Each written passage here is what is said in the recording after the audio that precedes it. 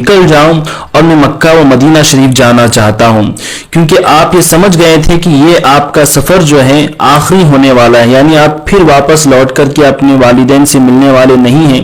تو والدین بھی یہ بات سمجھ گئے تھے، لیکن دین اسلام کی خاطر آپ نے حضرت زندہ شاہ مدار کو اجازت دے دی اور والدین کی اجازت سے آپ مکہ و مدینہ شریف روانہ ہو جاتے ہیں۔ پھر آپ حرمین شریفین میں ایک عرصے تک رہتے ہیں۔ پھر حضور نبی کریم صلی اللہ علیہ وسلم کے حکم پر آپ مولا علی شیر خدا اور مولا حسین رضی اللہ تعالیٰ عنہ کی بارگاہ میں نجف اشرف و کربلا مقدسہ میں چلے جاتے ہیں۔ وہاں پر بھی کئی برس تک آپ رہتے ہیں، پھر لوٹ کر کے مدینہ واپس آتے ہیں۔ مدینے میں ایک لمبا عرصہ آپ قیام کرتے ہیں۔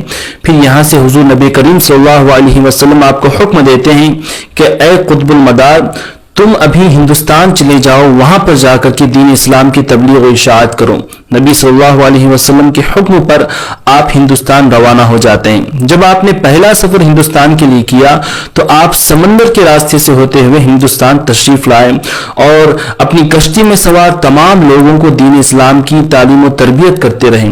اچانک سمندر میں طوفان آیا اور آپ کی کشتی پانی میں ڈوب جاتی ہے اور حضرت زندہ شاہ مدار رحمۃ اللہ علیہ ایک چھوٹی سی لکڑی کا تختہ جو ہے اس کا سہارا لے کر کے کنارے پر آ جاتے ہیں، اور کنارے پر آ کر آپ بڑے تھک گئے تھے، آپ کے جو لباس تھا، آپ کے جو کپڑے تھے وہ آلودہ ہو چکے تھے۔ تو آپ اللہ کی بارگاہ میں دعا کرتے ہیں کہ مولا کریم، مجھے تیرے راستے میں کئی محنتیں کرنی ہیں، میں کھانے پینے کے چکر میں رہوں اور کپڑے بدلنے کے چکر میں رہوں تو تیرے دین کی خدمت کیسی ہوگی؟ یا اللہ مجھے ایسی قدرت عطا کر کہ مجھے کبھی نہ پیاس لگے نہ بھوک لگے اور نہ مجھے کبھی کپڑے بدلنے کی حاجت ہو۔ اور اللہ تعالیٰ آپ کی دعا قبول کرتا ہے۔ وہ قبول ایسی ہوتی ہے کہ آپ کو نیند آتی ہے، آپ سو جاتے ہیں، آرام فرماتے ہیں اور آپ کے خواب میں ایک شخص آپ کے پاس تشریف لاتے ہیں۔ پھر وہ شخص مدار پاک کو اپنے ساتھ لے جاتے ہیں۔ وہ شخص کوئی اور نہیں بلکہ حضرت خضر علیہ السلام تھے۔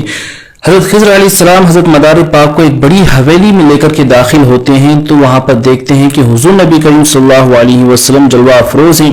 نبی صلی اللہ علیہ وسلم حضرت زندہ شاہ مدار کو کچھ کھانے کے لیے دیتے ہیں، آپ وہ چیز کھاتے ہیں۔ پھر حضور نبی کریم صلی اللہ علیہ وسلم ایک لباس آپ کو عطا کرتے ہیں، اتنے میں آپ کی نیند جو ہے بیدار ہو جاتی ہے۔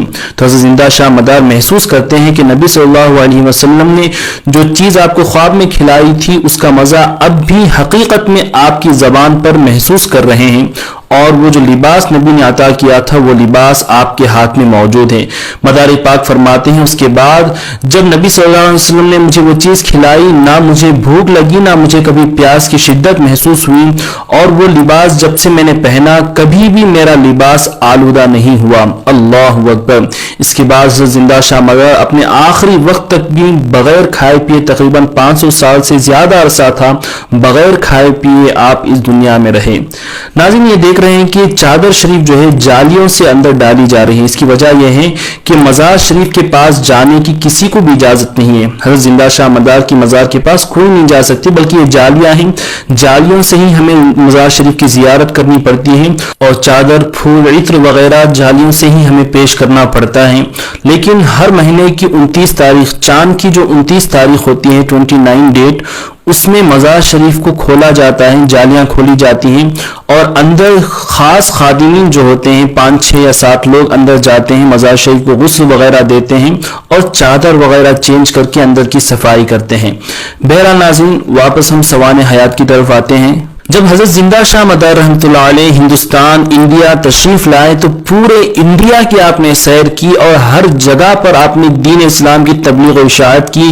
اس کا ایک سچا ثبوت آج بھی آپ دیکھ سکتے ہیں کہ ہر طرف آپ کو حضرت زندہ شاہ مدار رحمۃ اللہ علیہ کی چلے نظر آئیں گے، اور پورے ہندوستان میں 1442 سے زیادہ آپ کے چلے موجود ہیں۔ یعنی آپ جہاں پر بھی جاتے وہاں تبلیغ کرتے اور ایک جگہ پر بیٹھ کر کے اللہ کا ذکر کرتے، اللہ کی عبادت آپ کرتے تھے، اور آپ یہ جو چلہ فرماتے تھے تو کئی دن، کئی مہینے اور کئی سالوں کے آپ کے چلے ہوتے تھے۔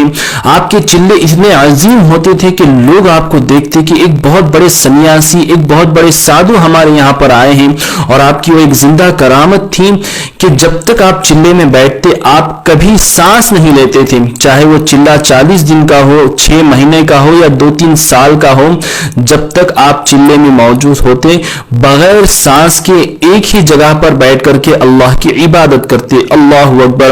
دوستوں یہ ہم عام انسان ہیں کہ زندہ رہنے کے لیے سانس لینے کی ضرورت پڑتی ہے، لیکن اللہ تعالیٰ نے حضرت زندہ شاہ مدار کو ایسی کرامت عطا کی تھی کہ آپ بغیر سانس لیے آپ زندہ رہیں اور آپ سانس کے بھی محتاج نہیں تھے. اور یہ کرامت اللہ نے آپ کو عطا کی تھی. اللہ کی قدرت سے، اللہ کے کرم سے آپ ایسا کرتے تھے. خود ہی سے یہ طاقت آپ کو عطا نہیں ہوئی تھی. یہ بات دھیان رکھیں، کوئی یہ نہ کہہ دے کہ آپ کو اللہ کی طرح کہہ دیا ہے ان سنیوں نے، بلکہ ایسا